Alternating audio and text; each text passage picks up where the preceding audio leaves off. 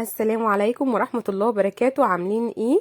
تعالوا النهاردة هنعمل مع بعض شوية الحمام الجامدين دول، والسر الجميل في اللون بتاعه وهيبقى مسكر معانا. تابعوا الفيديو للآخر.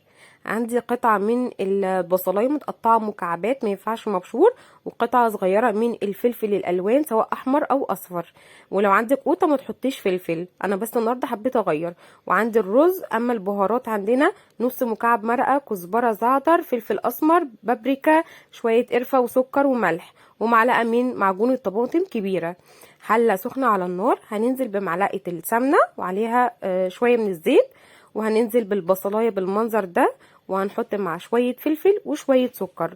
عايزه اقولك هتخلي البصلايه عندك في حته تانية. مش عايزه لونها يغير، هديها تقليبتين، واول ما اشم ريحتها هنزل بالفلفل الالوان. حتى لو انا مش عايزه احط فلفل الوان هنزل بالقوطه في المرحله دي. هديها تقليبه وتشويحه، انا مش عايزه اللون بتاعها يغمق. بعد كده هنزل بالقوانص، ما بنزلش بالكبده مع القوانص عشان انا الكبده عندي هتغير لون الرز وتخليه بني، انا عايزاه لونه احمر شهي. بعد كده ما تاخد لون معايا هنزل بمعلقه الصلصه واديها تقليبه كده مع بعض. اول ما يندمجوا هنزل بالبهارات الجميله دي، ما شاء الله هتديكي طعم ولون وريحه. بس امشي بالخطوات دي وهتاكلي احلى رز حمام. هنزل بقى بالرز وهديله تشويحه محترمه، هتخلي كده الرزايه مفلفله معاكي، كل رزايه مخصمه التانيه. وهنزل بالميه بتاعتها، هتكوني مغطيالي الرز حاجه بسيطه عن الرز الطبيعي بتاعنا، مغطياه اقل من الميه بتاعتها بالمنظر ده. مش هحط ميه كتير. اول ما يغلي هوطي عليه واسيبه يستوي بحيث ان يبقى فاضله تكايه ويستوي.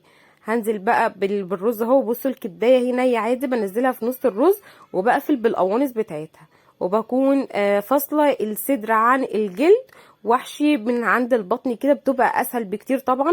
وما شاء الله شايفين الرز مفلفل وجميل يا بنات، جربوه بالطريقه دي. واهم حاجه عندي هنا في الرز اني ممسكش الحماميه وافضل احشي فيها ويتفرقع في الشوربه، لا انا بحشي على حسب حجم الحماميه. واهم حاجه توزعي. بصي انا في الفيديو بوريك ان انا بوزع الرز في الحمامه. بعد كده بقفل من تحت كده الرجل عكس عكاس، وانفض الرز واجيب الجوانح كده بتاعتها واكتفها لورا.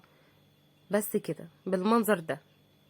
هاجي بقى هنا حله على النار بتغلي، احط فيها زعتر وسكر وشويه من الملح وشويه من الفلفل وقرفه. الملح ما بحطوش كله، اول السوا كده بحط ندعه بسيطه عشان ما يبقاش ال يعني ملح لي في الاخر خالص، جزء بسيط وعايزاه يستوي، فعشان كده بحط جزء بسيط وجزء قبل ما يستوي بحاجه بسيطه.